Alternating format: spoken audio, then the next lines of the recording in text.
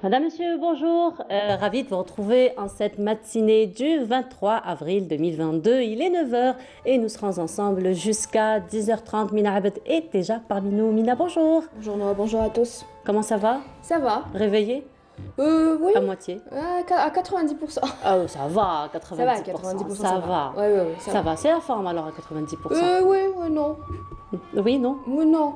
Bah non, non. Ah, non. On est à 90%, Mina. Oui, mais on n'est pas à 100. On n'est pas à 100, mais on est à 90%. Ça va. Le 100% existe? Oui. Mais hier, j'étais à 100%. D'accord. Aujourd'hui, à 90%. Donc un petit peu, une petite. D'accord, mais c'est ce qu'on dit. On dit que même si nous sommes à 10%, à 50% ou à 90% ou 100%, on fait toujours notre mieux. On fait toujours de quoi? De notre mieux. Oui, Voilà. c'est ce que je vais faire aujourd'hui. Effectivement, ça va, sinon? Oui, ça va. Eh ben très bien. Tu sais de quoi on va parler aujourd'hui? Non. On va parler d'un grand fléau.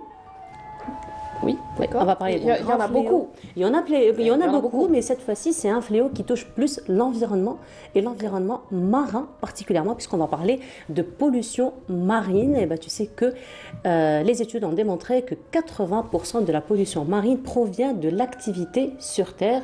Et malheureusement, Quand on trouve un frigo ou une machine à laver dans la mer, il faut se poser un moment. Bon, ça, j'ai pas encore rencontré. Mais bon. Si. Il y a même des caddies. Tu trouves des trucs incroyables. Tu te dis, oui, c'est possible. Oui, c'est possible. C'est possible. Et ça a des impacts quand même assez, on va dire, Bah oui, c'est... assez... Je trouve pas le mot. Je trouve pas le mot. Je trouve pas le mot, j'ai envie je suis de à dire... 90, Nour, donc je pourrais pas t'aider. Comme quoi je suis contaminée ce matin. Mais c'est juste pour dire que véritablement, ça a des impacts quand même très, très dangereux sur l'environnement. Nous allons justement en parler ce matin pour faire plus ample connaissance avec ces impacts, avec le plan d'action surtout pour lutter contre la pollution et quelles sont les nouvelles technologies aussi ou les nouvelles actions qu'on peut proposer encore une fois pour combattre la pollution. Et tout, mais il faudrait arrêter de jeter aussi. Voilà, il faut d'abord que l'acte de civisme suive. Voilà. Exactement. Mais sinon, ce matin, il y a Semara Hadjamal aussi qui nous propose un voyage dans l'histoire, un voyage dans le temps. Elle va nous emmener à la préhistoire particulièrement. Elle va nous emmener à 3 millions d'années avant notre ère, donc elle va nous emmener au paléolithique. Donc c'est la période qui est connue par la technologie des outils. Bon, bien qu'elle soit une technologie plutôt primitive, mais ça reste une technologie de l'époque, donc on voit que l'homme quand même est très intelligent et il arrive quand même à subvenir à ses besoins. Aussi, donc ce registre divertissement particulièrement, nous aurons parmi nous un marionnettiste. Tu aimes les marionnettes? Ça dépend des marionnettes. Il y a de belles marionnettes qui sont magnifiques. Il y a des marionnettes qui font peur. Faut se l'avouer, il y a des marionnettes qui font assez peur. Celle qu'on va voir aujourd'hui, il s'appelle Maestro. Il joue du violon. Ah, ça c'est agréable. Et il joue du violon. Ça c'est agréable. C'est très très agréable, effectivement. Mais sinon, je ne sais pas si ça existe toujours, mais il est vrai qu'il y a quelques années en arrière, tu sais ce que faisaient les jeunes filles avec les mamies le soir, les soirées de Ramadan? Des bocalettes. Des bocalettes, effectivement. On va en parler aujourd'hui. Donc l'origine de la bocala, la symbolique surtout de la bocala. Nous en parlons ce matin. Donc voilà un peu pour le menu de cette matinée. Excellent. Mais sinon, donc en attendant de commencer donc le programme, les nouvelles du ciel, tu nous donnes? Oui.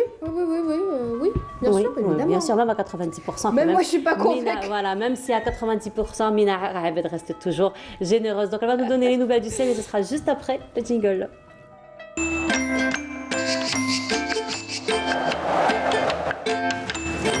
La météo vous est présentée par Mobilis. موبيليس معا نصنع المستقبل. Alors hier, nous avons été quand même gâtés par le soleil tout au long de la journée. Exactement. Il a fait quand même frais le soir. Oui, il a fait frais. Il a fait frais. Même ce matin. Même ce matin, effectivement. Même ce matin. Ça va continuer?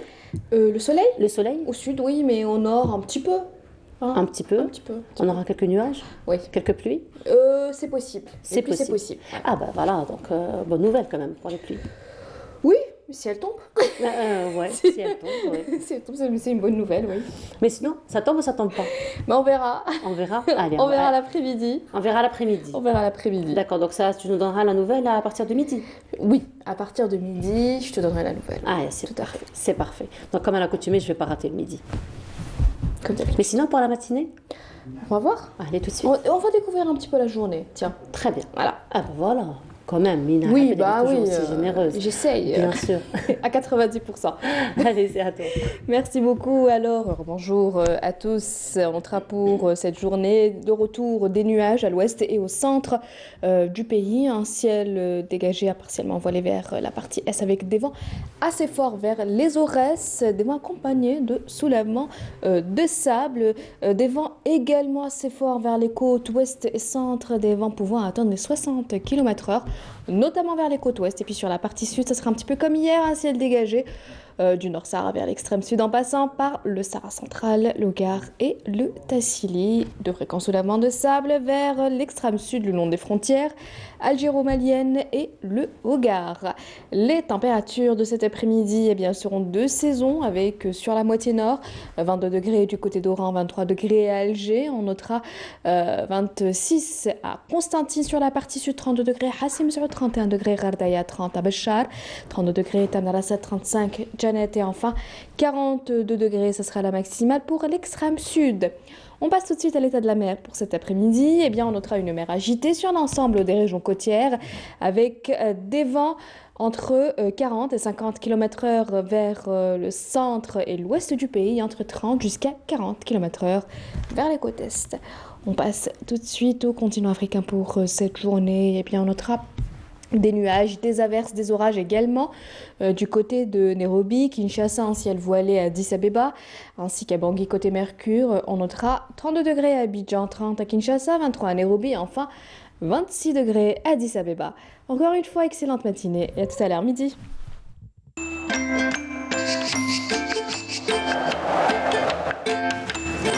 La météo vous est présentée par Mobilis. موبيليس معا نصنع المستقبل. Voilà, c'était donc les nouvelles du ciel. 23 degrés sur Alger. 23 degrés. Il va faire quand même plus chaud qu'hier. On était à 21 hier. On était à 21. On était à pas à 21. 22, non? Non, Non, 21. 21. Bah oui, voilà. Il fera plus chaud. Tu sais très bien mon rapport avec les températures. Je risque pas d'oublier. Tu sais très bien comment je suis quand je suis à 90%. À 90%, voilà. Mais c'est pas grave. Moi, je complète les 10% qui restent. C'est pas grave. Voilà, hier, nous heureusement. étions à 21, donc aujourd'hui, 23. 23 degrés. Donc il va faire voilà. quand même chaud. Possible retour des pluies l'après-midi, mais voilà. Inch'Allah. Après, Donc, tu nous donneras un peu Algérie. plus de détails après journal télévisé du Exactement. midi. Après celui de 19h. Tout à fait. Aussi. Et sinon, on se retrouvera vendredi prochain. Vendredi, tout à fait. Merci beaucoup, Mina. Merci Nord. Allez, bonne journée. Également. Et travaille bien et repose-toi bien pour récupérer les 10% qui te Toi restent. aussi travaille bien. Moi, je suis déjà à mon 100%. Je te hein. regarde. Moi, je suis déjà à mon 100%. hein. T'es à 100%? Ouais. Bon, on va voir. Attends. Je vais voir jusqu'à la fin de l'émission. Les Voilà, 100%. donc tu vas rester en régie. Très bien. Voilà. Je vais te surveiller. De toute façon, juste tout à l'heure, pour le bokala, il va falloir trouver une écharpe ou un foulard pour pouvoir t'accorder. Pour pouvoir faire le nœud, le fameux Les écharpes, nœud. c'est pas ça qui manque. Ben voilà. Comme ça, c'est tu feras un nœud pour Toi ton aussi. bokala. Tu m'en trouveras un. Voilà. Avec mes Plein trucs. de nœuds. Voilà. En tout cas, merci beaucoup, Mina. Merci, Nord. Allez, on se retrouve tout à l'heure. Mais sinon, vendredi Tout à prochain, fait. Inch'Allah, à partir Vendredi de avec 9h. plaisir. Bonjour d'Algérie. Allez, bonne journée à toi. Bonne journée. De toute façon, on va se retrouver tout à l'heure. hein. Oui, bah oui. Et voilà, et on va aller écouter une chanson, donc une très très belle reprise du terroir musical algérien, interprétée par Meriem Mahdi. Elle nous interprète Haram Toubik Nouassi.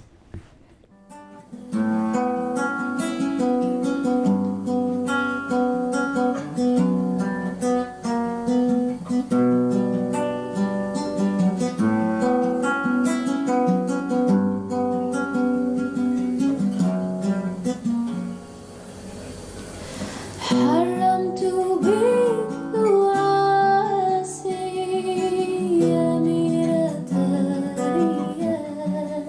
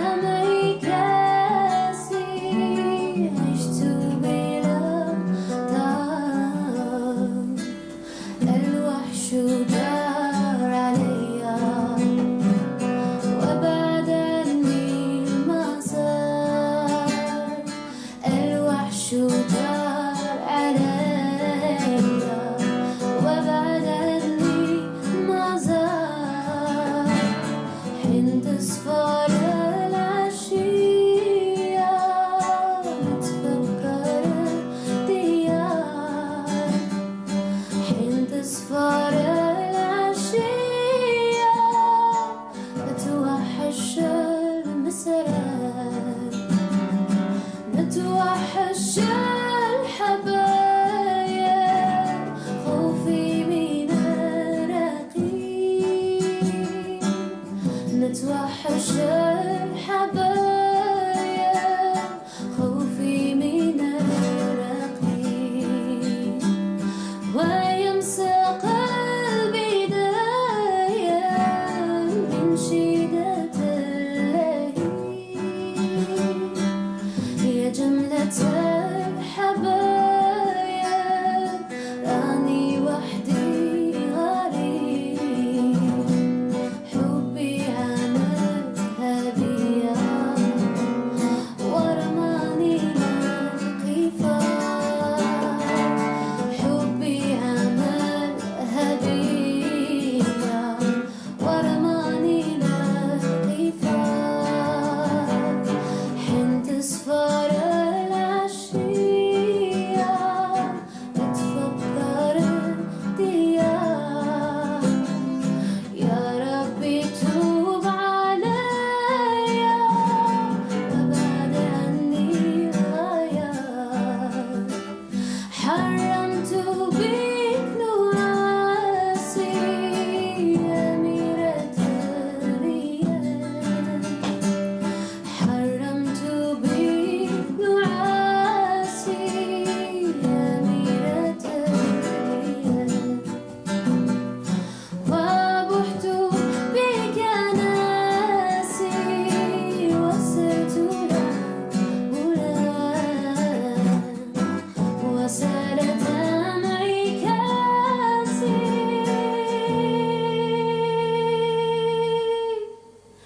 عشت بلا Et de retour sur le plateau, c'était donc Myriam Mahdi qui nous a interprété une très très belle chanson du terroir musical Haramtou Bik Nourassi. À présent, nous allons parler d'environnement et surtout tous ces facteurs et éléments qui agressent l'environnement, particulièrement l'environnement marin. Nous en parlons ce matin en compagnie de Madame Amira Zouabi. Vous êtes ingénieure au niveau de l'Agence nationale des déchets. Bonjour, bienvenue à vous. Bonjour, pour l'invitation. Allah yassilmek marhaba. Et parmi nous également Hamid Belkassem. Bonjour. Bonjour. Bienvenue à vous. Merci.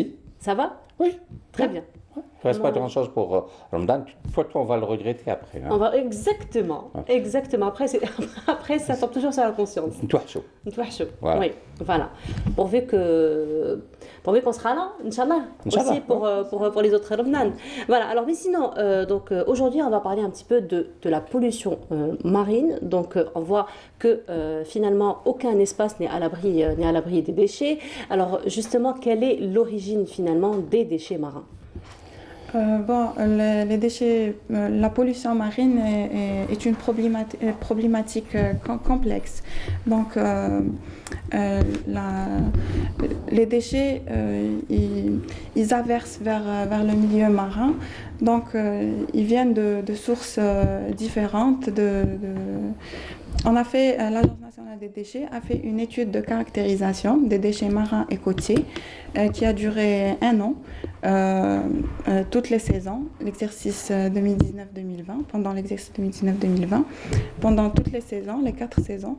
Donc, elle nous a permis de faire ressortir des indicateurs concernant les fractions et les types de déchets présents au milieu marin, ainsi que les sources de ces déchets. On a constaté par cette campagne que 85% des déchets marins sont des déchets plastiques.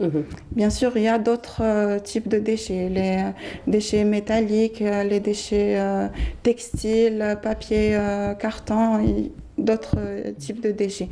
Mais la fraction la plus importante, c'est le plastique. 80% de ces déchets, c'est des déchets plastiques.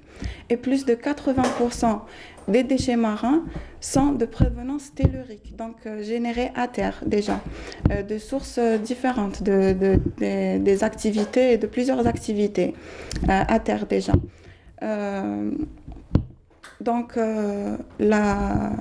Le problème que ces déchets se déversent vers le milieu marin, c'est le dysfonctionnement dans la gestion et la collecte des déchets. Voilà, donc c'est déjà, on comprend qu'il y a un travail qui doit se faire en amont, justement, pour empêcher que ces déchets arrivent en mer. C'est l'homme qui est Ras al-Mahna, j'allais dire. C'est des activités humaines, donc c'est l'action anthropique, l'action humaine qui fait que ces déchets se retrouvent en milieu marin. Comment? On est une société de consommation. Je parle de l'Algérie, mais vous savez, la Méditerranée, c'est plus d'une vingtaine de pays. Oui. Vous avez un système de courant qui fait que il n'y a pas de visa Schengen pour les déchets plastiques ou autres qui se déplacent à travers l'immensité de la mer Méditerranée et même ailleurs. Lorsqu'il y a défaillance dans le système de collecte, il y a toujours des déchets qui se retrouvent en mer. Notre collègue de l'AND vient de le dire, les déchets viennent pour une origine tellurique, c'est-à-dire qu'ils viennent de la Terre. Comment? Notamment via les oueds. Les oueds, ce sont de très grands vecteurs de déchets. Quand vous retrouvez, puisqu'on est à Alger, on va parler de la baie d'Alger, il y a un grand volume de déchets qui se déplacent en fonction des courants, et ces déchets, vous avez un certain nombre d'oueds qui se déversent dans la baie d'Alger. Vous avez principalement le Oued Harrach, mais vous avez aussi Oued el-Hamiz. Et en amont de ces oueds, le Oued el-Harrach, il faut-il le rappeler, fait quand même un peu plus de 70 km de longueur. Et il y a des effluents. Et donc, on peut retrouver du plastique qu'il y a sur la baie d'Alger, au niveau de la promenade des Sablettes, mais l'origine, c'est un plastique qui a été jeté dans un oued du côté de Bab Ali ou Birtouta ou dans la wilaya de Blida et même parfois dans la wilaya de Médéa. Et donc c'est l'absence d'une totale maîtrise de la collecte des déchets qui fait que ces déchets se retrouvent dans la nature. Donc l'idéal, comme l'a si bien dit notre collègue de l'Agence nationale des déchets, c'est d'agir en amont. Maintenant, la problématique qui se pose, comment agir en amont? Comment valoriser le déchet? Comment impliquer les citoyens? La meilleure manière, c'est de le valoriser, c'est de lui donner une valeur marchande. Donc, c'est de voir, c'est ce que fait aussi l'Agence nationale des déchets, je pense qu'on va en parler, c'est au niveau des cités, mettre des bacs, trouver des comités de cité assez performants pour faire la collecte et éviter que ce déchet ne se retrouve dans la nature. Voilà, donc la problématique, elle peut paraître assez simple, mais elle est complexe à mettre en œuvre parce qu'elle implique beaucoup d'acteurs et l'implication de tous permet. Ça prendra du temps, le temps qu'il faudra. Mais le jour où les jeunes des quartiers vont gagner des sous en récupérant et en collectant le plastique ne va pas se retrouver dans la nature, ça c'est sûr. Effectivement, donc là c'est l'une des actions donc, qu'on peut mener sur terrain justement pour empêcher que le plastique, que les déchets d'une manière générale arrivent en mer. Quel est l'autre plan d'action, j'ai envie de dire, de l'AND justement, encore une fois, pour protéger la mer? Oui, pour combattre cette problématique, il faut des mécanismes... des mécanismes sont nécessaires pour les wilayas, par exemple un schéma directeur pour organiser la collecte, surtout dans les wilayas côtières, dans les communes côtières. Il faut aussi mettre en place un système de tri sélectif pour s'assurer que ces déchets, n'importe quel type de déchets, soit plastique, soit autre, aillent vers les filières de valorisation approprié. Donc le tri sélectif dans toutes dans les quartiers, les organismes. Les ports peut-être. Il y a une très belle initiative qui a été faite par l'Agence nationale des déchets au niveau du port El Jamila, où vous êtes mieux qualifié pour en parler peut-être. Oui, le tri sélectif sur le port. Oui. Une des sources des déchets marins, c'est les ports, puisqu'il est considéré comme une portière ou une plateforme d'échange entre la terre et la mer. Donc, il était nécessaire d'améliorer la gestion des déchets à ce niveau. Donc, l'AND a initié un projet pilote dans ce sens pour améliorer la gestion des déchets dans le port d'El Jamila à Ain Bnian. Et on a mis en place un système de tri sélectif, une aire de tri qui englobe 8 flux de déchets, 8 catégories de déchets, déchets valorisables solides ou liquides. On a aussi les déchets spéciaux. Tous ces déchets présents dans le port ils vont être collectés, ils vont être dirigés vers la valorisation par des récupérateurs et des recycleurs. Même les déchets, je disais les déchets liquides, les huiles usagées, parce que même les huiles usagées polluent la mer, comme le plastique de sa part.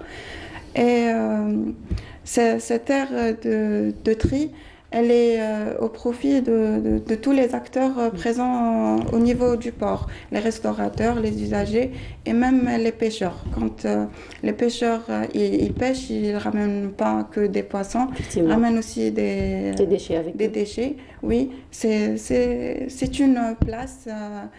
Les filles les déchets ديالهم récupérés dans la mer. Effectivement. Alors justement, nous parlions il y a quelques instants en votre compagnie, Hamid Belkacem, un petit peu, on va dire, du concours et aussi de la participation de la société civile. Vous-même, au niveau donc, de l'association Récif, vous avez mené plusieurs actions pour la protection de la mer. Il y a eu d'ailleurs une action qui a été faite tout récemment.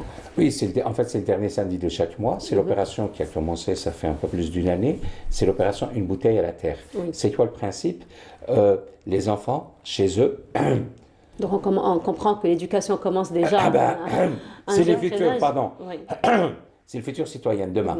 Alors, il y a une contrepartie. La contrepartie, c'est quoi? C'est d'offrir aux enfants, aux adolescents, avec leurs parents, des balades en mer. Mais pour mériter la balade en mer, elle est gratuite. Oui. Mais elle n'est pas si gratuite que cela. Hein. Il faut ramener un certain nombre de bouteilles en plastique. Il y a un atelier de valorisation qui se fait avec les... Et Amira en a fait partie. Hein. C'est des animateurs spécialisés qui sont cadres au niveau de l'Agence nationale des déchets qui accompagnent les enfants.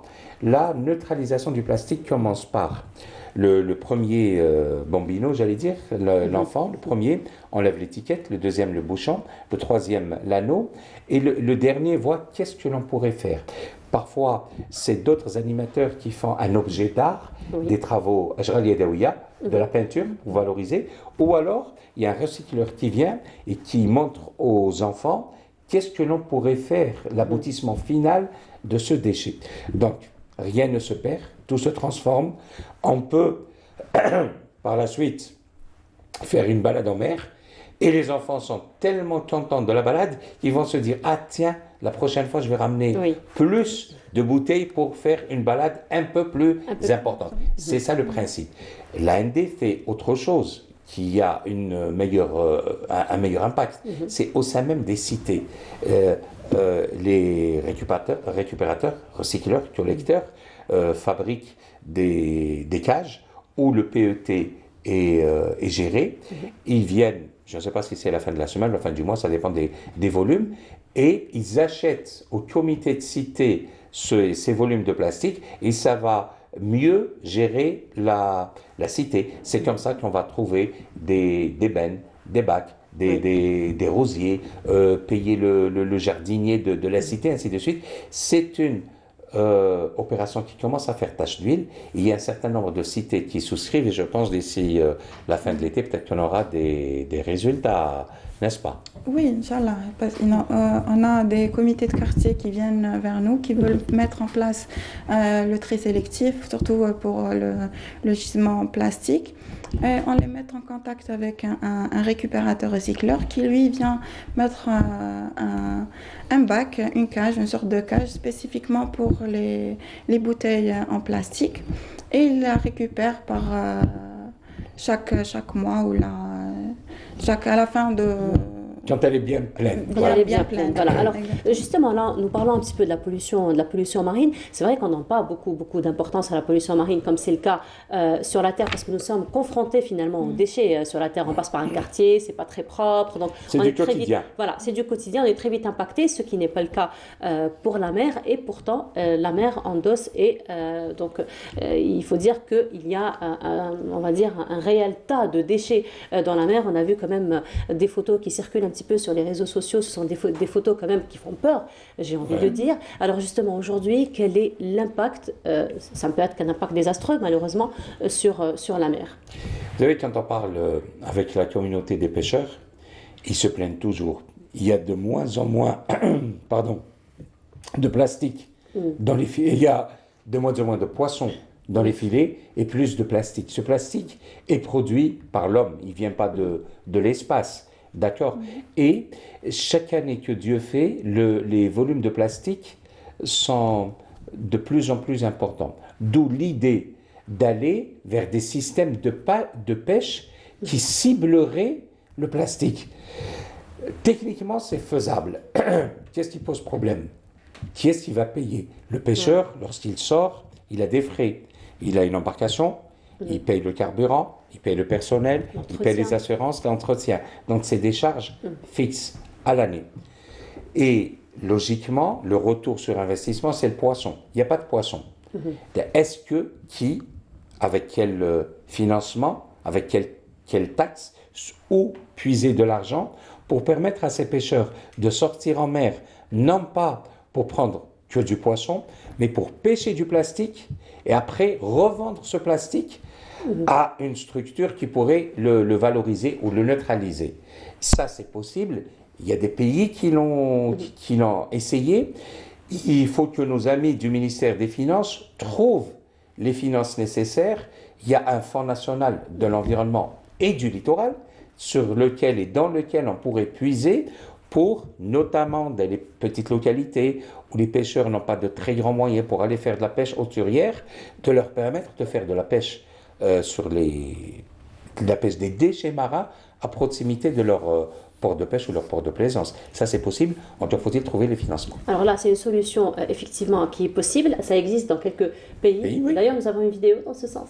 Ben, on va la voir. Allez, on va voir donc cette vidéo qui reste quand même une solution à proposer. On se retrouve juste après. C'est l'ONG. Cette ONG nettoie les océans. Ça, c'est l'ONG Ocean Cleanup. Tu connais? Elle a été lancée en 2013 aux Pays-Bas pour nettoyer les océans. Leur idée, c'est de tirer un immense filet flottant avec 2 bateaux et de ramener tout le plastique qu'ils peuvent sur le pont. L'an dernier, ils ont sorti leur deuxième prototype de nettoyeur des océans, le système 002. Selon l'ONG, il aurait déjà nettoyé l'équivalent de 190 000 terrains de foot. Aucun souci pour les poissons car ils peuvent utiliser une sortie au fond de la zone de capture. Sur cette vidéo, on peut les voir sortir 6820 kg de déchets de l'océan. Et au total, le système aurait déjà récupéré 55 tonnes de déchets, soit un 1500e de la grande gire de déchets du Pacifique. Pas mal, hein? Abonne-toi pour plus d'idées qui font le monde de demain. C'est ONG. Voilà.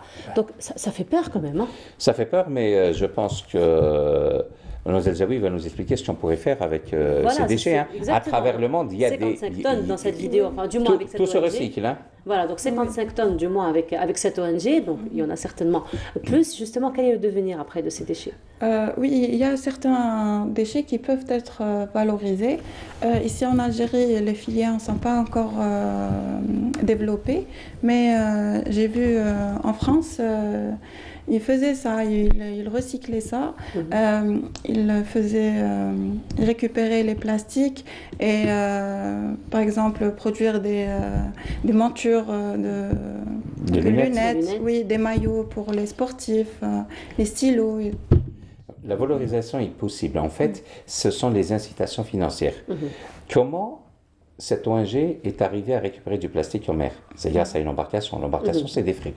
Il faudrait trouver la symbiose entre qu'est-ce qui se fait tous les jours et malheureusement, il y a un certain nombre de fléaux. De ces fléaux peut naître une partie, et une partie seulement, mais une partie de la solution. Vous avez le problème de la harga. Donc, le service national des gardes-côtes arrive régulièrement à saisir des embarcations. Vous avez toutes sortes de trafics illicites, que ce soit en termes de pêche illicite, ou alors d'émigration clandestine, ou alors de trafic de drogue. Des embarcations sont saisies par le service national des gardes-côtes. Une fois que l'affaire passe en justice, ces embarcations saisies deviennent patrimoine du domaine. Et puis, ça s'arrête là. Logiquement, il devrait y avoir une suite avec des ministères tels que celui de la solidarité nationale, les différents dispositifs d'aide à l'emploi, type ANSEJ, CNAC, ANGEM, qui pourraient prendre des domaines qui relèvent du ministère des Finances, ces embarcations, voire au niveau des localités côtières, les comités de pêcheurs, offrir ces embarcations dans une triangulaire. D'un côté, c'est les finances, de l'autre côté, la pêche, et les comités de pêcheurs qui pourraient sortir en mer puisqu'ils ont ils ont les moyens nautiques, ils ont les embarcations, céder gracieusement. En contrepartie, ils vont aller pêcher ce plastique-là. Reste l'inconnu, que vont-ils faire de ces plastiques-là? Qui va pouvoir les acheter? Encore une fois, c'est au ministère des Finances, avec celui de l'environnement, de trouver la solution. Vous avez le Fonds national pour l'environnement et le littoral qui est alimenté par un certain nombre de taxes, y compris la taxe sur le plastique. Le plastique étant une activité polluante, tout importateur de plastique, tout transformateur de plastique paye une taxe en amont. Donc s'il paye en amont, c'est qu'en aval, on doit pouvoir disposer d'une partie de cet argent pour financer. Donc il faut pouvoir un jour mettre tous ces acteurs autour d'une table pour essayer d'arriver à ce que fait. Vous savez, ils ne sont pas plus intelligents, on n'est pas plus bêtes, ils savaient juste de coordonner, de mettre autour de la même table les différents acteurs. On est tous amoureux de la nature, les enfants ou la mer, ils veulent avoir une mer propre parce que la mer, elle est nourricière. Vous savez, en ce moment, avec ces bouleversements climatiques, c'est vers la mer que l'Algérie se tourne pour avoir de l'eau. Il y a 11, voire même bientôt 13 usines de dessalement. Il y a des activités de pêche, il y a des activités d'aquaculture, il y a des activités nautiques, de loisirs, de plaisance, de tourisme.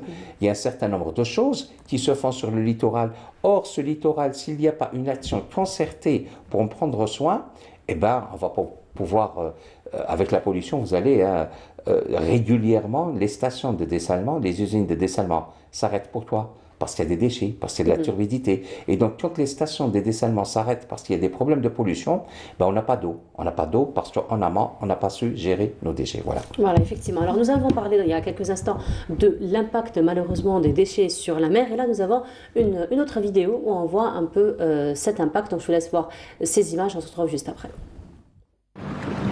Get it! Before she dives!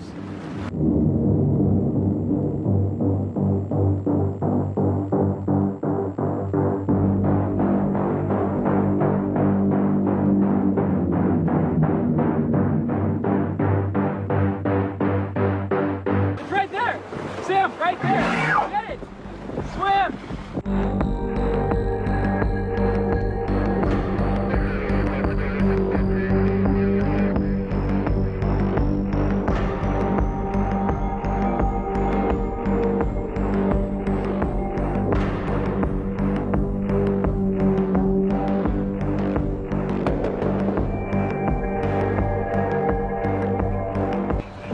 Jump on the whale right now and cut it!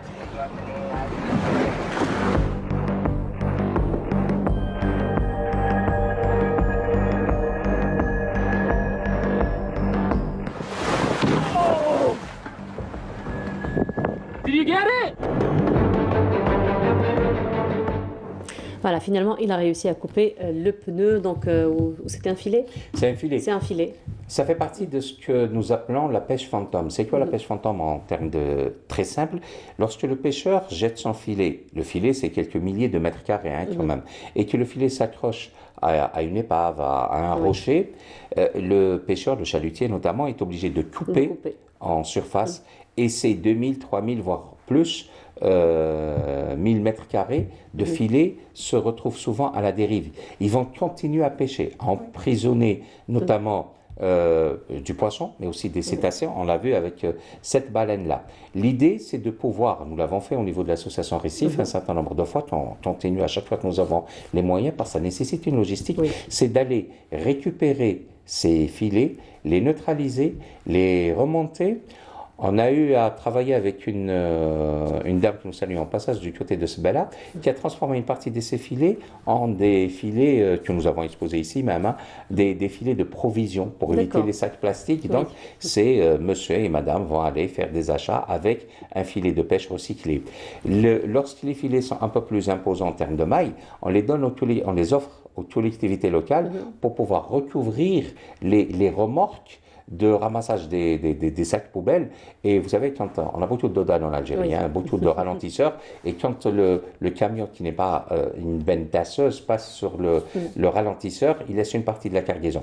Lorsque le filet est bien posé et serré, ça permet de ne pas... Il y a une troisième application que nous comptons mettre en place dès cet été avec le professeur Yassine Hamdan, qui est spécialiste en tout ce qui est courant, c'est de pouvoir faire de la vraie pêche, c'est utiliser ces filets grâce aux données météo et pouvoir intercepter les déchets flottants et faire de la vraie pêche en masse, pêcher du plastique. Ce sera à partir de cet été, Inch'Allah.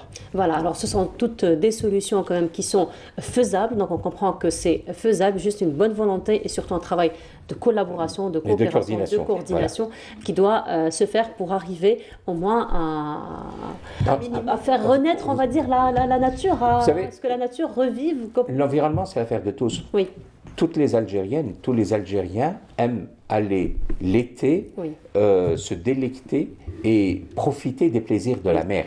Mais vous savez, pour avoir une mer propre, une mer, entre guillemets, potable, au sens propre et figuré, potable, parce qu'on a de l'eau potable grâce à la mer, voilà. Il faudrait que tout au long de l'année, toutes les Algériennes et les Algériens se soucient, non pas juste durant la saison estivale, mais durant toute l'année, pour pouvoir avoir une mer, on va dire, valable. Voilà, alors on va quand même terminer sur une note positive avec cette vidéo que je vous laisse voir et on se retrouve juste après.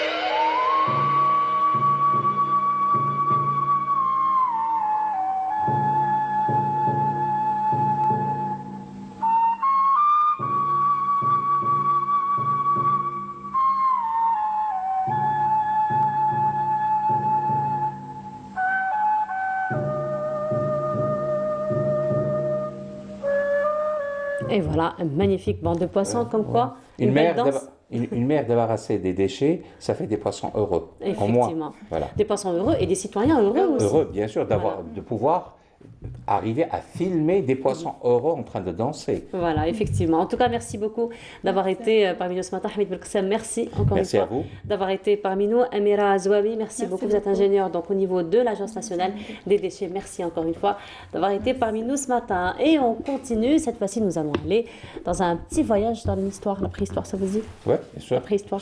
Il n'y avait pas de déchets à l'époque de la préhistoire, en tout cas. Non. L'homme était assez consciencieux, assez soucieux de son environnement. Comme quoi? Comme quoi, oui. L'évolution est parfois dans le mauvais sens. Parfois, oui, effectivement, dans le sens contraire. Et là, donc, nous allons aller un petit voyage dans la préhistoire, puisque Samira Hadjabar nous emmène du côté de Bnil Souss pour découvrir les dolmens. Et dans un petit moment, on la retrouvera pour nous emmener cette fois-ci plus loin, environ 3 millions d'années avant notre ère. Dans un coin de la mémoire, au creux entre la préhistoire et l'histoire, et dans un coin du musée national du Bardo, un amas mystérieux de pierres résiste au temps. 1000 interrogations se posent alors pour celui dont le regard s'y attarde. Les plus anciens monuments funéraires remontent à 6000 ans. Et c'est au Sahara, essentiellement le Sahara central, où on en a trouvé énormément. C'est des aménagements qui matérialisent une sépulture.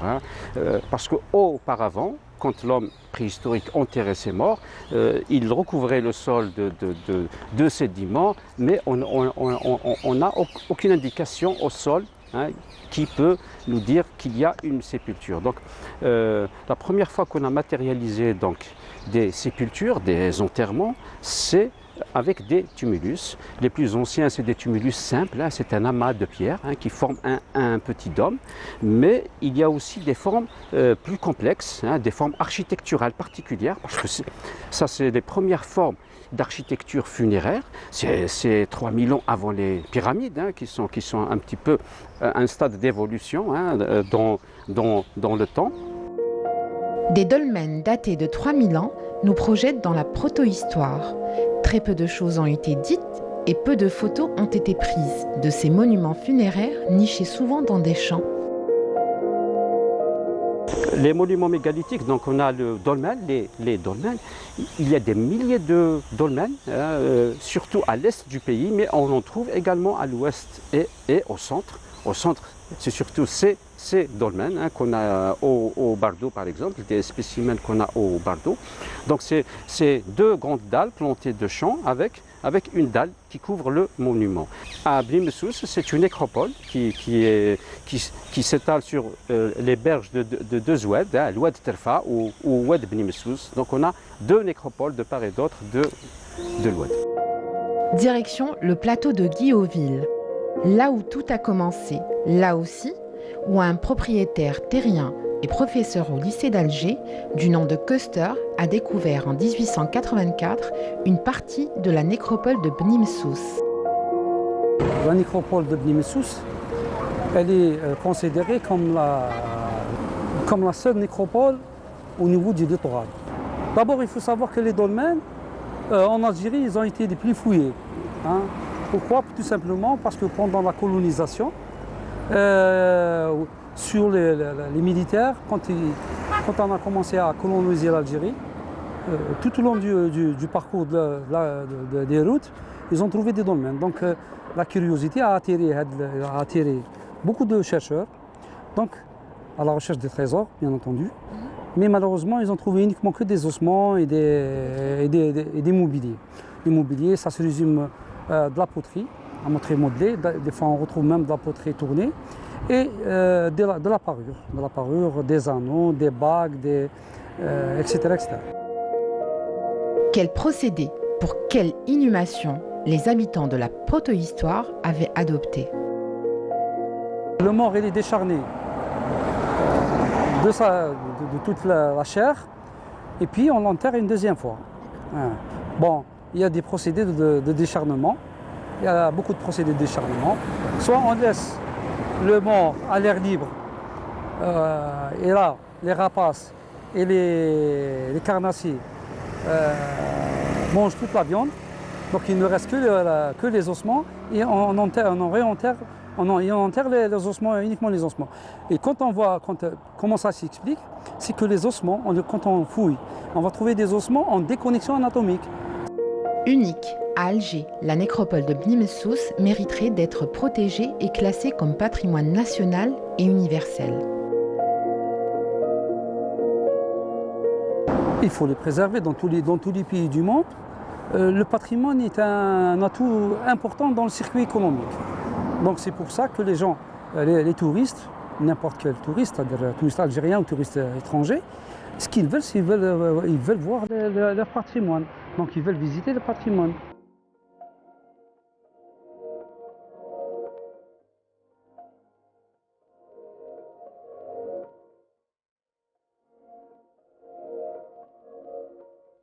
Et voilà, de retour sur le bateau, et Samira Hadjamar est déjà parmi nous. Samira, bonjour. Bonjour Nour. Comment ça va, Samira? Très très bien. Alors il faut dire que c'est un reportage qui te tient à cœur. Oui, je l'aime beaucoup mon reportage, enfin, le reportage qu'on a fait.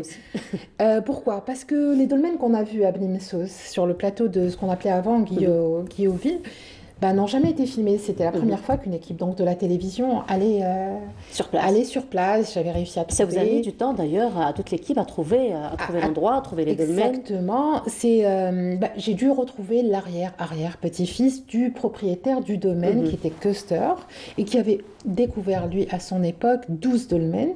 Il en avait offert, il a fait une donation au Bardo. Voilà, les deux qu'on voit au Bardo, c'est deux qui sont au Bardo, c'est lui. C'est important parce que c'est les seuls qui existent. C'est les seuls qui existent sur Alger. Sur Alger, sur le centre, il n'y en a pas. Le centre, je veux dire, au nord d'Alger. Voilà, au nord d'Alger. De l'Algérie, pardon. Il n'y en a pas. Oui, au nord de l'Algérie, effectivement. Au nord d'Alger, au nord. Oui, ben voilà. Voilà, et donc ça me tenait à cœur. Et surtout pour cette période qui est la célébration du mois du patrimoine, jusqu'au 18 mai, ces dolmens sont à l'intérieur d'un quartier résidentiel. Rien n'indique leur emplacement. Et rien n'indique aussi que c'est un patrimoine universel, algérien. Il est important parce qu'il raconte une période de l'histoire de l'Algérie.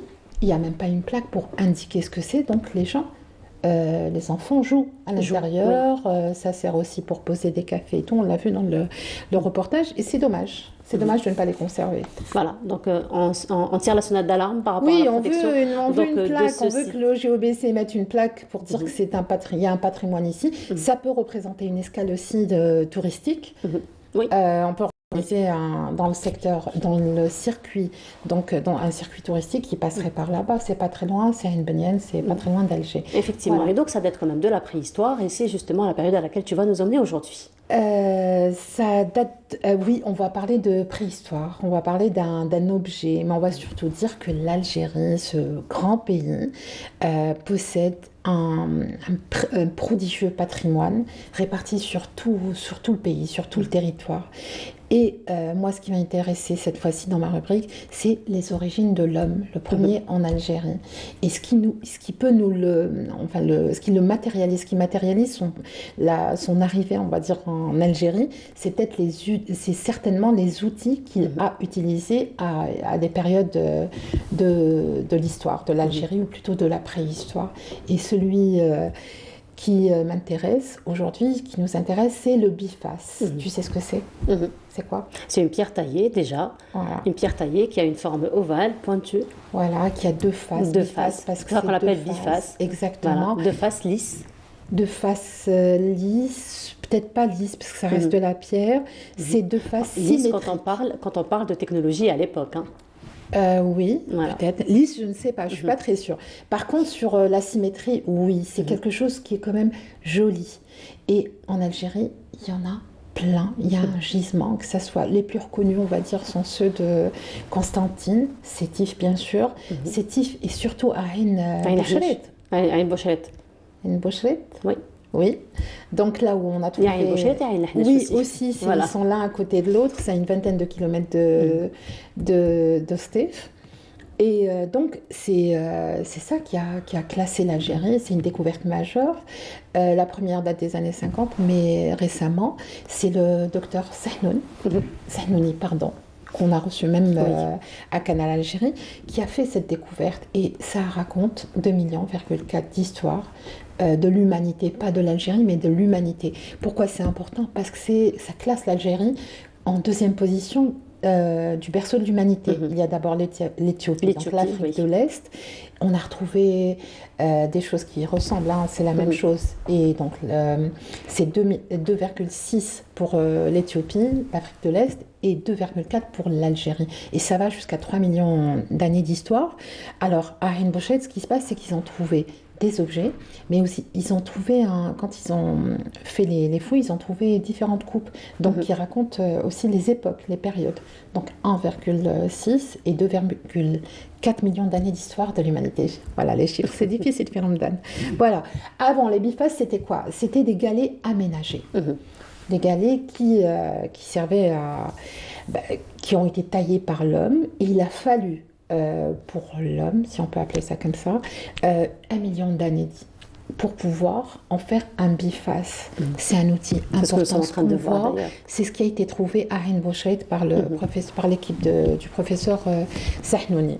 Voilà, c'est un biface, c'est pas un galet aménagé. Les galets aménagés, c'est quoi? On les appelle aussi les choppers, pardon. Ils sont sur une face. Et donc, comme je l'ai dit, il a fallu 1 million d'années pour en faire un biface. C'est, on va dire, c'est ce qui précédait les outils, la boîte à outils. C'est le premier couteau suisse, on va dire. À quoi il sert? Il sert déjà à se protéger. Je fais la professeure. Voilà, et moi la bonne élève. Voilà. Donc il sert déjà à se protéger, il sert à couper la viande, il sert aussi à tanner la peau des animaux. Je ne sais pas s'il le faisait, en tout cas, il chassait avec. Donc, c'est un outil très important dans le quotidien. Il a changé aussi la qualité de vie. La qualité de vie, oui. Voilà.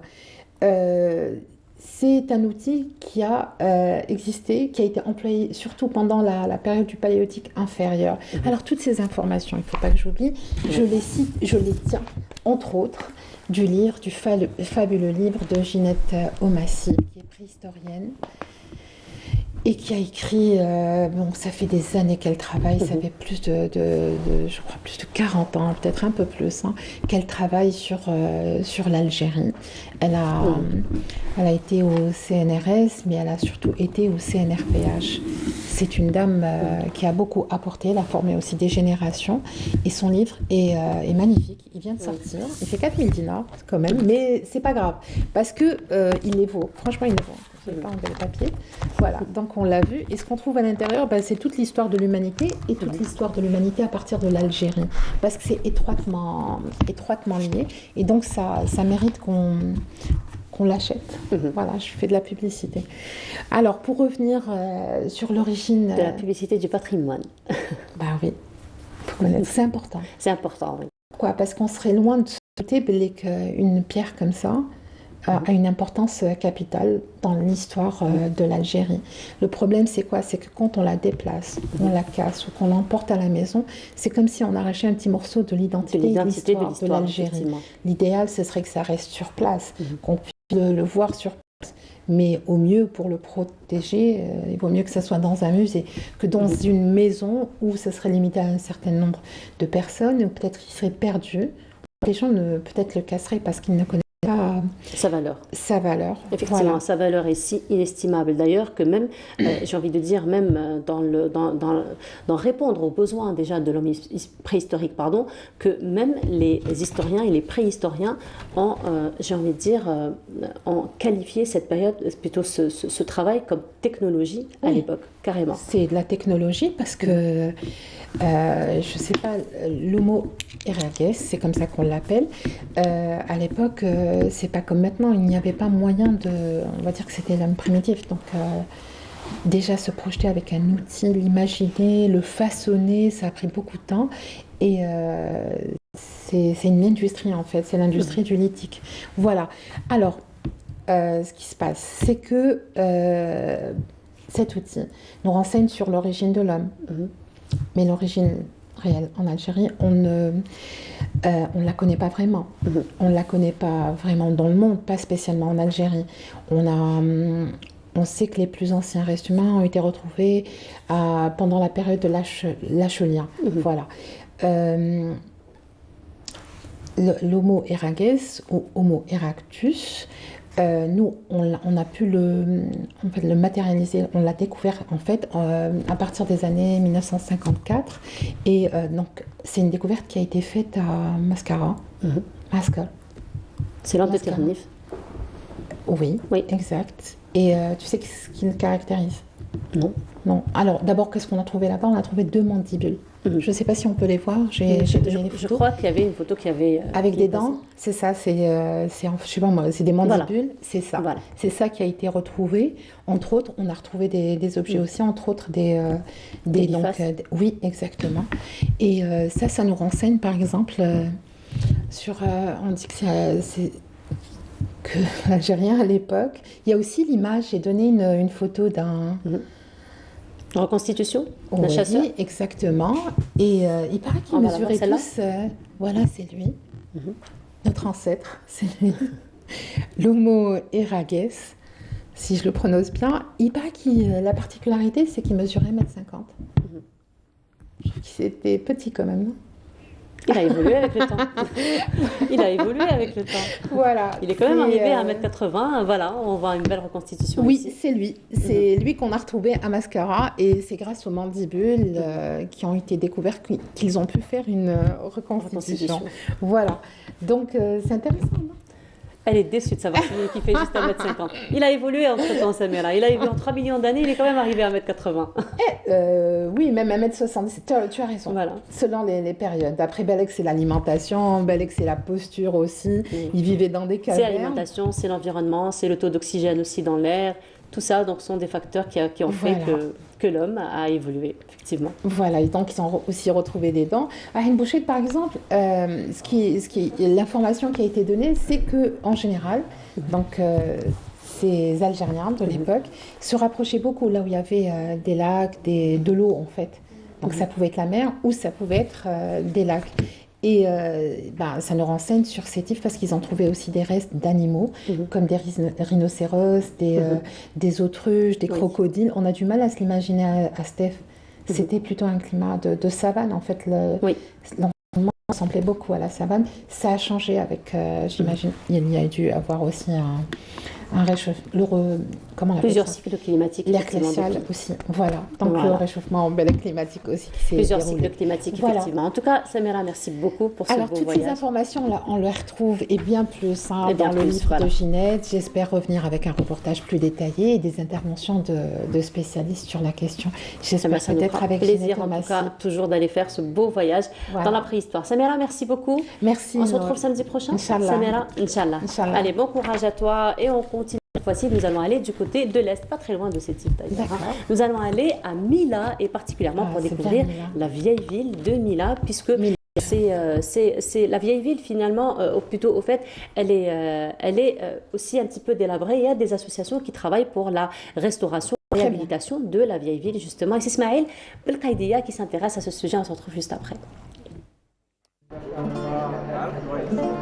En dépit de sa lente dégradation, le vieux Mila demeure un lieu nostalgique pour d'anciens habitants qui viennent se replonger dans le passé tumultueux au milieu des ruelles tortueuses, notamment durant le mois de Ramadan, à la recherche d'une ambiance presque perdue. هذو كل كانوا حوانس سمعت كانوا منا حوانس حتى الجامع الفوق ومنا على هذاك حتى لهذاك الفوق هذوك كل حوانس اليوم وين هما حانوت ما يحركش وين هما العباد هذوك وين هما السكان اللي كانوا هنا بكريه وكان السوق هنا السوق كلش هنا كلش هنا ما من شيلاج داروا الفيلاج شيلاج وين يعمر نهار السبت والثلاثاء يعمر المرشي بركه كان المرشي هذا كان هذاك المرشي السبت والثلاثاء المرشي يوم يجيو الناس من برا هذيك يعمروا الباقي هنا تجي هنا كلش هنا وما بكري ماليها كانوا مستحوذين عليها اليوم حنا عاد اللي يجي تكري الدار اللي يجيبها ويروح بس تكري الدار يخدمها مش اللي يجيبها بس حنا اليوم كي تكريها له مخدومه اللي يجيبها بيعطيه السكره ويروح يجي يجيبها واخرى ثاني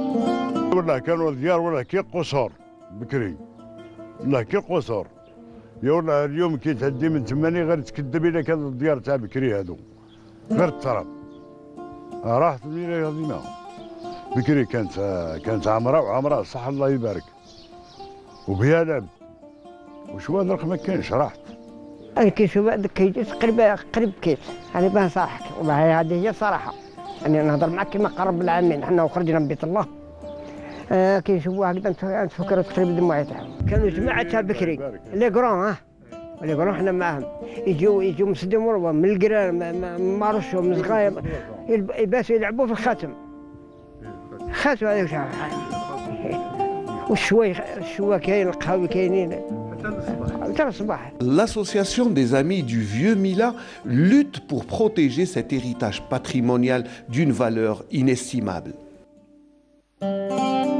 Actuellement, la phase plan de sauvegarde a été atteinte.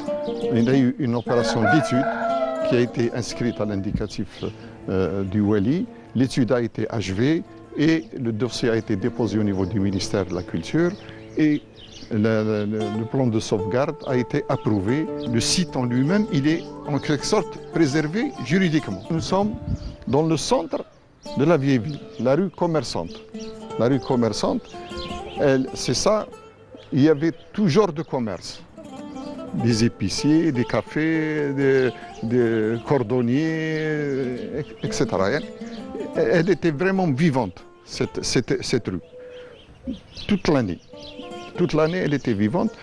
Autant que je me rappelle même, on venait de la ville de Mila pour des soirées ici à la vieille ville, dans cette rue. Comme vous le voyez là-bas, le premier étage, il était destiné aux répétitions de l'orchestre de Malouf, là-bas. Il y avait des magasins, des épiciers tout autour. Derrière, ici, il y avait 2 cafés. Il y avait aussi des restaurants ici.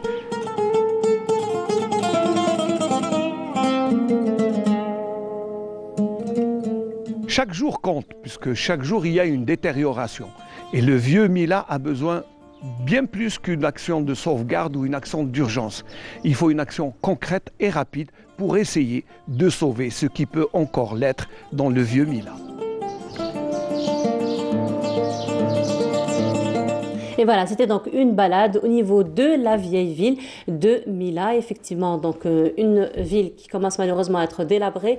Et il y a donc plusieurs actions qui sont menées sur terrain pour la sauvegarde de la vieille ville. En tout cas, c'est Samira Hadjama, notre collègue, qui va être très très contente de savoir qu'il y a beaucoup d'actions qui sont menées pour la préservation du patrimoine. N'est-ce pas, Samira? Oui. Voilà, elle est là, elle n'a pas quitté le plateau, Samira. La Bokala, elle doit assister à la Bokala, Samira. Et justement, nous allons parler de la Bokala en compagnie de notre invitée, Madame Souad Kacher. Bonjour, bienvenue à vous. Bonjour, merci beaucoup. Merci pour l'invitation et bonjour à tous les auditeurs.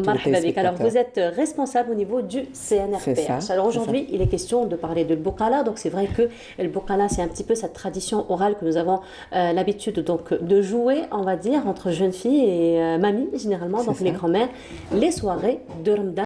Réellement, quelle est l'origine de la Bokala? Alors effectivement, le jeu de la Bokala, comme vous l'avez si bien dit, est devenu un jeu à partir du moment où l'islam est arrivé, où les actes divinatoires ne sont pas tolérés. Et donc, mais cette pratique est restée, elle est devenue un divertissement beaucoup plus qu'un jeu, comment on dit, beaucoup plus qu'un acte divinatoire, qu'un acte divinatoire. Et ces jeux existaient déjà depuis la nuit des temps, depuis l'Antiquité, à travers, ce n'est pas seulement par le biais d'un ustensile qui se faisait, mais c'était d'autres objets tels que les osselets, les ossements, les petits bouts de bois, le sable et tout. Et donc, on attribue déjà l'apparition de Bokala avec apparemment les Phéniciens, ce qui reste quand même une thèse à étudier. Et par rapport en référence au terme Bokala qui serait d'origine grecque, qui veut dire tout simplement une anse dans laquelle on mettrait de l'eau à réfléchir. Sauf que plus tard, il va apparaître, on va chercher aussi l'origine du terme Bokala dans les dérivés arabes et on ne va pas trouver. Vous savez que l'islam arabe reste une référence primordiale pour trouver un petit peu les origines du mot et surtout les significations profondes du mot. L'islam arabe reste quand même une référence assez très incontournable et on ne trouve pas le terme Bokala. Sauf que le terme Bakala, dans le verbe Bakala, veut dire à faire apparaître. Et, par exemple, on dit le jeune homme qui voit sa barbe apparaître, on dit le baqil. Le boukoul, ce sont les germes qui viennent d'apparaître. Donc, certains, beaucoup maintenant, se versent dans la thèse que le terme Bokala vient de Bakala, qui vient d'apparaître, parce que de toute façon, le jeu de la Bokala, c'est de faire apparaître les signes annonciateurs de quelque chose. D'accord. Donc, on va rester un petit peu sur ces deux thèses. De toute façon, l'ustensile utilisé est une Bokala, et l'objectif, c'est de faire donc apparaître le fel. Et ces pratiques vont surtout apparaître au Maghreb à partir un peu après le XIVe siècle, donc avec l'arrivée de l'Empire ottoman et l'avènement de l'islam ayant écarté toutes les pratiques divinatoires, tolère néanmoins tout ce qui est fel. Tout ce qui est fait, puisque nous avons dans la religion musulmane... on précise que le fel, c'est toujours le bon présage. Le bon présage, puisque salat al-istikhara, c'est beaucoup plus de se soumettre à la volonté de Dieu et d'attendre les signes de ce qui va nous arriver. Le Bokala, elle a aussi un aspect, on va dire, psychothérapique, quelque part, puisque l'être humain... L'homme est quelqu'un de très curieux, de pressé. Nous ne sommes pas comme les animaux, nous avons des projets. Nous nous projetons dans l'avenir et donc nous attendons des réponses quelque part de ce qui nous attend demain. Nous ne vivons pas au jour le jour. Donc tout ce que nous faisons, nous avons envie de savoir ce qui va nous arriver demain. Et nous sommes impatients, nous sommes comme ça de nature. Et cette impatience crée du stress, des angoisses, des peurs, des incertitudes. Et on a besoin de quelque chose. C'est comme ça que l'art divinatoire va apparaître. Et la Bokala en fait partie. Et donc, pour essayer de se rassurer un petit peu, on va tenter de faire appel à ces sphères célestes qui sont un petit peu soustraites à nos connaissances et qui va nous offrir quelques signes, comme on dit, ça va nous apaiser. Et puis, et c'est pour ça que ce jeu de Bokala est entouré de tout un rituel de tout un préparation. rituel. Alors justement, nous allons parler du rituel, mais avant cela, je voudrais juste inviter nos téléspectateurs, les gens de la régie aussi, Samira, Sharifa, d'aller chercher au moins un petit foulard à Haqdo, parce que dans un petit moment, Madame Souhad va nous déclamer, on va dire quelques bocalettes, ce sera fait khair alina kamel, Inch'Allah. Alors justement, nous avons parlé un petit peu de tout un rituel qui tourne autour de la bocala. Alors justement, parce que ça obéit quand même à certaines exigences, puis le choix du matériel lui-même, le choix de l'eau elle-même. Donc c'est vraiment tout un travail très minutieux qui doit se faire et quelques jours à l'avance même. Voilà. Bien sûr, tout ça se prépare. D'abord, vous savez, le bokala à l'origine ne se faisait pas faire Ramadan. C'est lorsqu'il est devenu un divertissement qu'elle se fait Ramadan. Le bokala se faisait toujours, dans l'Antiquité, se faisait toujours dans une période charnière. D'ailleurs, il faisait le bokala. Parce que c'est le passage d'une année à une autre. Voilà. Entre les saisons, on faisait le bokala. Donc, Et donc, la préparation, c'est d'abord préparer les ustensiles à utiliser. L'ustensile, c'est d'abord le bokala, qui, elle, doit être... En tout cas, Amel, merci beaucoup. Amel, elle est partie choisir le bokala soigneusement. Bon, elle est en terre, c'est déjà bien. Oui. Après... Et justement, elle est en terre, c'est ce qu'il faut avoir. C'est ce qu'il faut avoir, parce qu'il faut que ce soit des éléments de la nature. Voilà. Après, il faut avoir de l'eau de 7 fontaines différentes. Du bois. Alors, lorsqu'on dit 7 fontaines différentes, c'est-à-dire parce qu'on a un peu tendance à aller remplir l'eau du robinet, donc de la cuisine, après de la salle de bain. C'est pas ça du tout. C'est pas méchant. C'est la même source. Voilà, c'est la même source finalement. Normalement, non, mais ça reste un fait. Parce que si c'était une pratique divinatoire, l'exigence c'est d'aller dans des sources différentes. C'est pour ça que ça se prépare à l'avance et que l'enfant, le petit garçon qui va chercher cette eau est récompensé par sa présence lors de la bokala, parce que c'est interdit à la jante masculine. D'accord. Voilà. Donc on prépare l'eau de cette fontaine, le bois de cette porte, le bois de cette porte, c'est-à-dire chaque porte, Ah oui, on enlève un petit Ça veut dire que toutes les bocalettes que j'ai fait dans ma vie n'ont aucun sens. Non, si je vous disais la suite, vous serez encore plus déçus. Parce que la porte, ça, par cette contre... porte, donc, 7 fils de vêtements de veuve. De l'eau, du henné, de l'huile et donc le bain-joint blanc, le bain-joint noir, le qusbar, l'ouben, 7 encens différents. Ça, c'est la préparation donc des éléments qui font partie de la bokala. Après, on prépare l'espace. La première chose qu'on fait, c'est la purification. On nettoie, déjà on chôle, déjà les terrasses sont chaulées parce qu'il faut que ça soit quand même un espace, que ce soit pas un espace clos. Donc on prépare le bkhor, donc on déroule les fils qu'on va donc les fils de la veuve, c'est pour éviter que parce que il faut pas que les ondes négatives, les sphères négatives pénètrent pendant les incantations. Donc il faut absolument purifier l'air avec ces éléments que j'ai cités. Et quand l'espace dans lequel va se dérouler le qa'da, نبخروا البقالة. كي نبخروها نقول لها بخرتك par exemple بخرتك بالجاوي. جيبي لي الخبر ماشي من القهاوي. On dit aussi بخرتك بالقصب جيبي لي الخبر بالغصب. الغصب ça veut dire vite. Vite, exactement. Donc il y a beaucoup d'incantations quand on retourne le bokala sur le bkhor hadak et puis on met à l'intérieur l'eau, le henna et tout et les bijoux des personnes présentes, des jeunes filles présentes. Bon, c'est déjà fait pour Samira, pour Sharifa, pour Amel. À moi maintenant. Vous voulez participer? Ah oui, je vais mettre une bague. Voilà. Je suis désolée pour les hommes. Et donc après, les jeunes filles, les jeunes femmes, les invitées s'installent avec le gouwala, celle qui va lire les quatrains, parce que le bokala c'est un quatrain. Effectivement. Et donc elle va poser la bokala sur l'index et le pouce. Elles vont demander le bokala إذا كان كلامي كلام صحيح وفالفا مليح دوري بسرعة الريح. Parce que le bokala est censé tourner soit vers la gauche, soit vers la droite. Si c'est vers la droite, c'est de bon augure. Si c'est vers la gauche, c'est de mauvais augure. Et beaucoup vont dire Wallah ghir darat, wallah ghir darat. On a vécu ça un petit peu. Oui. Maintenant, est-ce que darat ma darat? Moi, personnellement, j'ai vu quelqu'un la faire tourner tout seul. C'est surtout ça. Et généralement toujours vers la droite. Voilà, exactement. On a fait tourner toujours vers la droite. Sauf quand on déteste la personne.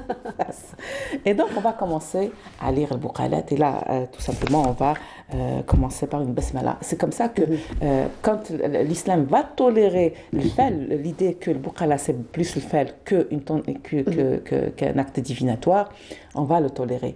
Et on va, pour légitimer cet acte et dire que ce n'est pas un acte hors la loi dans la religion, on va tout simplement commencer par on appelle ça, on dit par exemple بسم الله بديت وعلى النبي صليت وعلى الصحابة رضيت يا ساكنين البيت بسم الله بديت وعلى النبي صليت وعلى الصحابة رضيت وعيطت يا خالقي donc يا خالقي يا مغيث كل مستغيث يا رب السماء العالي. Ça on va rapporter que tous les signes, parce que c'est les signes qui nous importent et ce n'est plus parce que à l'époque on mettait de l'eau et l'huile pour qu'il y ait une forme de comme ça, on dirait un miroir dans lequel on était censé voir le wujh al-ghaib. Donc tout ça va disparaître parce qu'on va plus regarder le miroir et on commence à lire le Bouqalat. D'accord, alors aujourd'hui nous avons déjà une gouala, c'est à vous. Vous allez être notre gouala aujourd'hui. Alors voilà, je lis d'abord le Bouqalat, après vous retirez une bague au hasard. D'accord. Comme alors ça. نعقدو كامل alors. Non, si vous mettez la bague, vous n'avez pas besoin de ta'aqdi. Ah, d'accord. Ta'aqdi dans le cas où vous n'avez pas mis le bijou. Ah, d'accord. On a fait les deux. Ok, d'accord. Bon. Doublement. Doublement, mais bon. Je peux au moins na'aqd pour un homme, non? Alors, parce que c'est Saïd, notre réalisateur miskin, qui m'a ramené le mouchoir. Alors, du moment que je vais pas pouvoir du moment que moi j'ai mis un bijou, allez, Saïd, ça c'est pour toi. Voilà. Eh oui, hein. Alors, بسم الله بديت وعلى النبي صليت وعلى الصحابة رضيت يا ساكنين البيت بسم الله بديت وعلى النبي صليت وعلى الصحابة رضيت وعيطت يا خالقي يا مغيث كل مستغيث يا رب السماء العالي. تقول البقالة حكمت الطير بتكة الحرير وما ظنيته يطير من بعد ما والف خلى قفصي وعمر قفص الغير وقعدت أنا في البحور نتمشى تالف لا صاري لا قلاع لا وجدت مقاذف هذا حال الزمان يعطي ويخالف. Je prends une bague maintenant. Alors vous l'عقدتي ça dépend. Non, ça c'est pour Saïd, c'est pas pour moi. على من نويتي هاتي هاد j'étais pas dedans. D'accord. Celle-là مازال ما نويتش. Je prends. Oui. Au hasard. كي تعقدي نوي. D'accord. Voilà. C'est la bague de qui? Je crois que elle est à Amel. Elle est à Amel. Amel. C'est elle. Allez, elle va تعاودها لك. Je remets la bague dans le. Non, c'est bon. D'accord. C'est bon. كي تجبدي واحد خلاص الفال تاعو يلي باسي. Donc c'est voilà. حكمت الطير بتكة الحرير وما ظنيته يطير من بعد ما والف خلى قفصي وعمر قفص الغير وقعدت أنا في البحور نمشي تالف لا صاري لا قلاع لا وجدت مقاذف هذا حال الزمان يعطي ويخالف. Tu trouves comment, Falk Amel? Je suis désolée, elle n'est pas très... Elle est d'art شوية à gauche. D'art شوية à gauche. Inch'Allah ربي يفرج. On va refaire une autre. Allez, cette fois-ci ننوي. ننوي. Donc بسم الله بديت وعلى النبي صليت وعلى اللي نويت عليه هذا البقالة نويت. تقول البقالة عيطت على سيد الملاح صبت الناس رقود زعزعت الدالية طاح منها عنقود نجوم قالت نكشف والقمر قال ندوب اصبر يا قلبي يا كل شيء بالمكتوب. أنا نويت donc je prends pas. Prenez une bague. أنا نويت. نويتي. نويت. على prenez une bague. Je prends نويت صح. Je prends. معليش elle sera valable pour deux. Samira. Alors le bouqala finalement elle a tourné à droite ou à gauche? هنا elle est à droite. Elle est à droite. Comme quoi, mariage, héritage, quoi. Ça va être un peu... Vous savez, c'est comme on dit... Qui tralasse le bouqala, généralement, qu'est-ce qu'on fait? On partage l'eau à les présentes, celles اللي نواو. D'accord. واللي خرج البيجو تاعهم ولا جينيرالمون خرجوا كامل. ومن بعد تطلعي للسطح وترميه هذاك الماء هذاك وتقولي يا فال يا فلفال يا فاتح 7 قفال تجيب لي الخبر منين كان ومن عند ولاد الحلال. Donc là vous attendrez votre signe. Dès que je rentre à la maison, je... Voilà, ابداي. Allez, une troisième, la bague تاعي ما خرجتش. D'accord.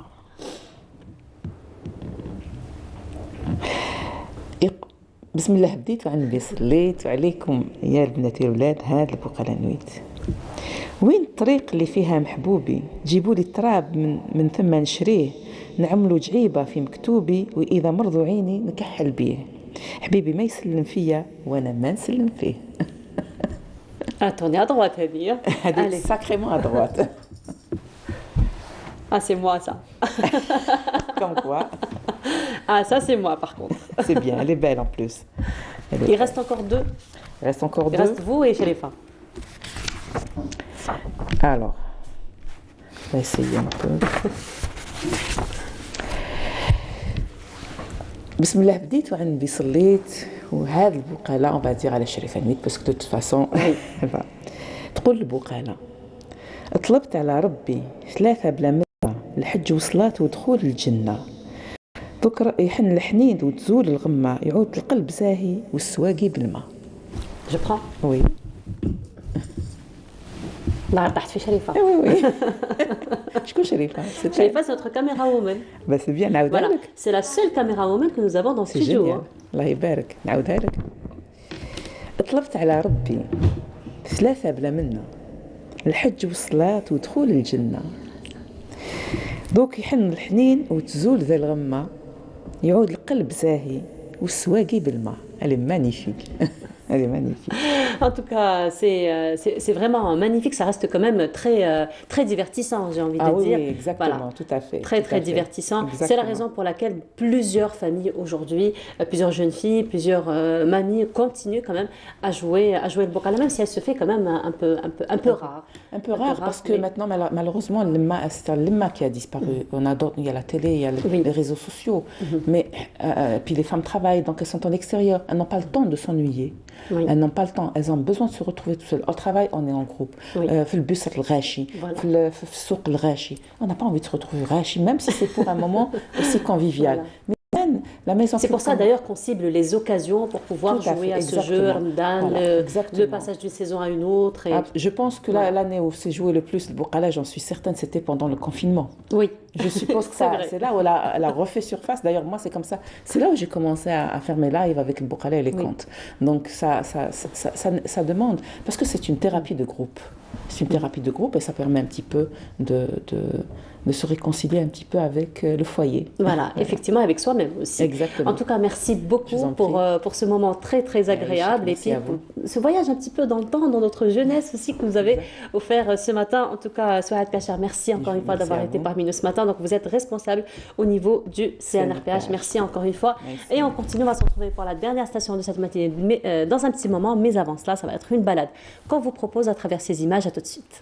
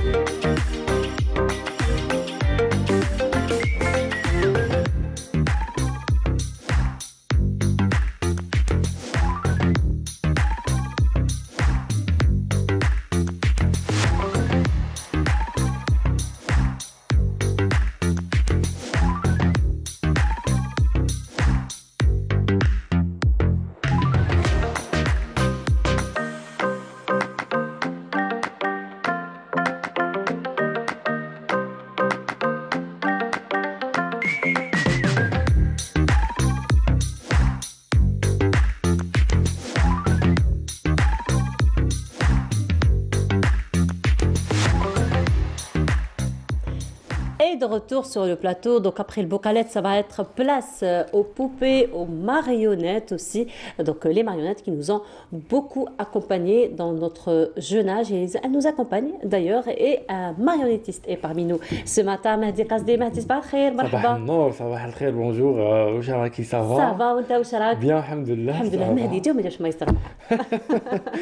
صح واش راهو مايسترو واش راهو مايسترو؟ والله غير نقول لك غالبو رمضان غالبو رمضان نحب نديرو نواظر ثاني نيس وما فيه ملاح. ايه باسكو هو مسكين كمان il a pris de l'âge. نو لا جالوزي باسكو جبت له دي ماريونيت واحد اخرين. Tu vois, جبت له واحد اخرين دي ماريونيت افيل توجور. ايا قال لي كيفاش جيتي انا هو نمبر 1 اي تو. مازالوا نمبر 1 ميم دي هدى تحبني وكذا. نور هدى تحبو. نور هدى تحبو بزاف. Donc on rappelle que Maestro est une marionnette qui joue du violon. Voilà, qui joue du violon.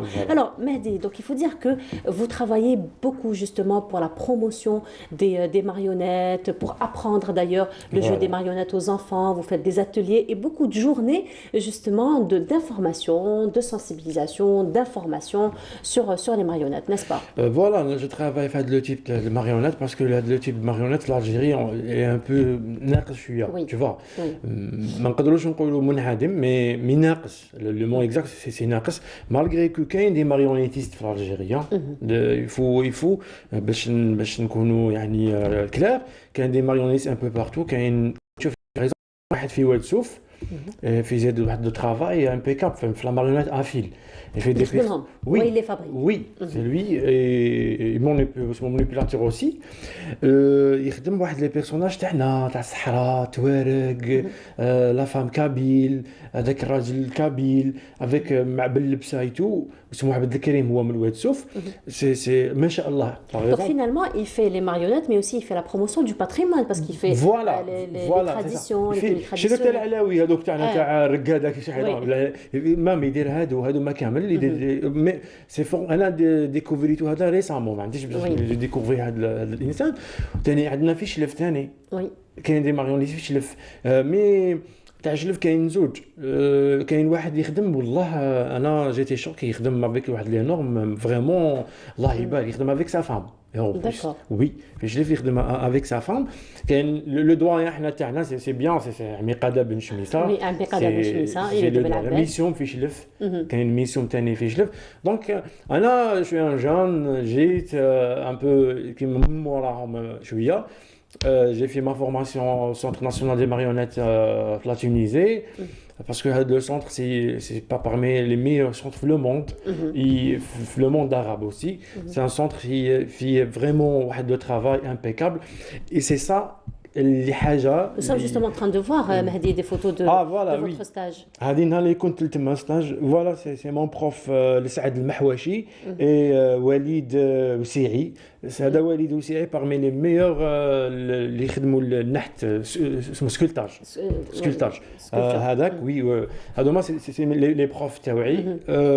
دونك هذا حنا فوالا, هذا هو واش خصنا اون الجيري, ان سونتر ناسيونال سبيسياليزي في لي ماريونيت. مالغري كو ما عندناش هذا لو سونتر, مالغري كو عندنا لي ناديسي سي لي سماس, سي الاخراج ولا سينما ولا اسيستانا ولا تياتر اكتورا ايتو, scénographie aussi. Mais le problème, c'est que la marionnette, c'est un centre spécialisé, fait des trucs. Et malgré que عندنا شوية la patte, ça va, il y a des marionnettistes et tout. Par exemple, en Tunisie, les profs ما يتكلوش que les profs تاعهم, tu vois.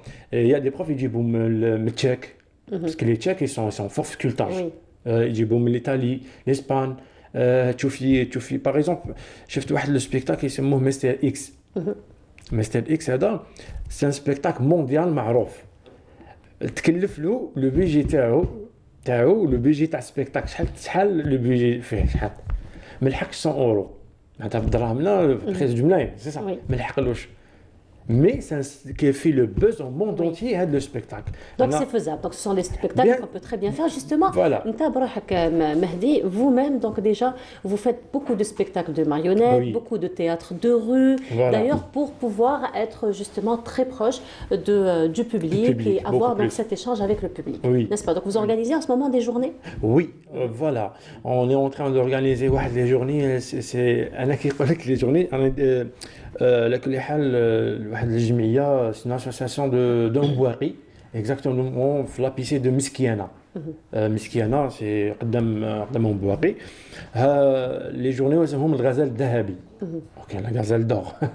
فوالا, دونك علاش سماوه الغزال الذهبي؟ نورمالمون هما معروفين بهذا لو جور تاع الغزال الذهبي تما.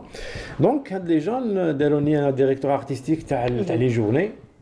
راهم يخدموا اون اون تران دو ترافايي في هاد لي جورني هادوما خلاص سي بون درنا كلش باغ اكزومبل في لي جوري راح يكون معنا عمي قادة بن شميسه راح يكون معنا طارق عراب دو العلماء مام العلماء عندهم كوبيراتيف دو ماريونيت في العلماء طارق عراب اي اوسي راح يكون معنا تونسي دو كونستانتين ماريونيتيست اوسي داكور فوالا راح يكون معنا كاين كمان كوميونيتي امبورطون دو بيان سور ماريونيتيست وي كاين تونسي مقسنطينه دو كونستانتين راح يكون معنا هذا مشي عبد الكريم يدير اتولي اوسي بور لي زونفون نو انا ندير بور لي زونفون و ميم طون جو ديريكتور ارتستيك هو يدير لي تيب ماريونيت افيل داكور دونك هاد لي جورني راح يكونوا في مسكينه ان شاء الله.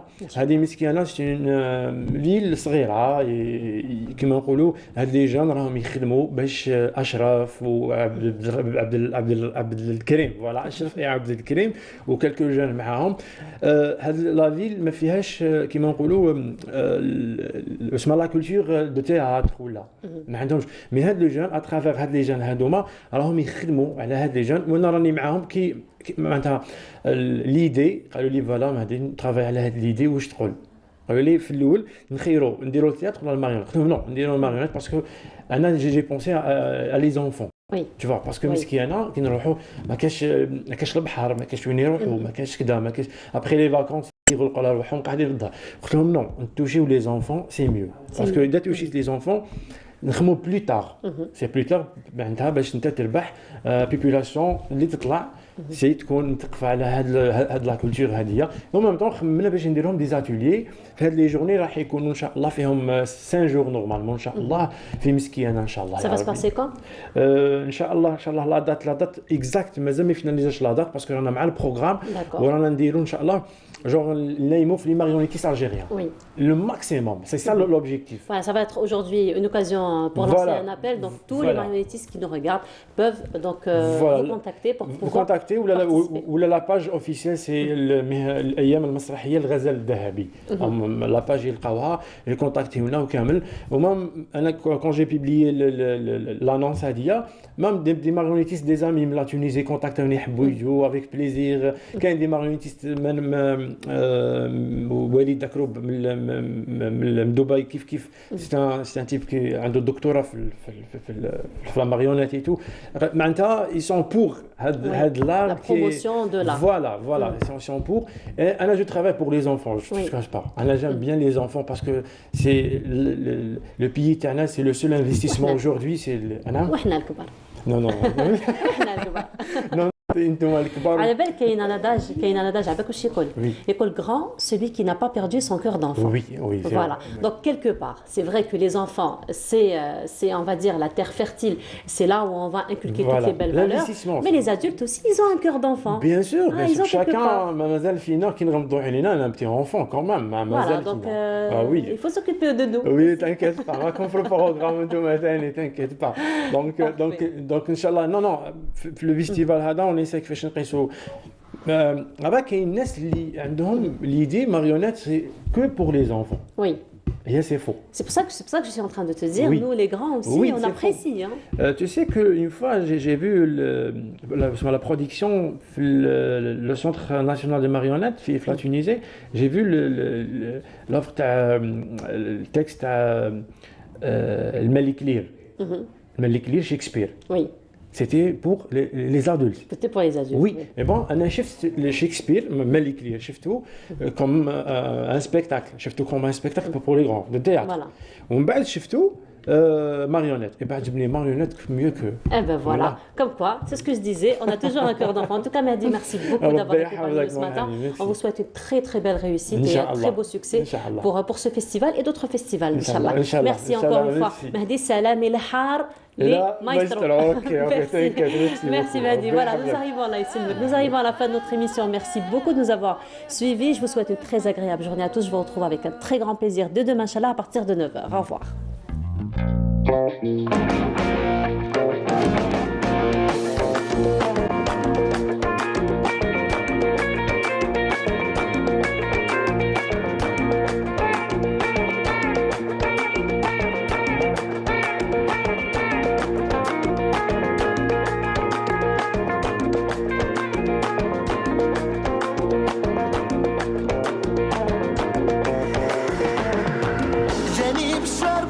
فيا ويحكي لي ما صار، وقال لي اسمع لي وهكدي الخبار. جاني بشار بالخفيع ويحكي لي ما صار، وقال لي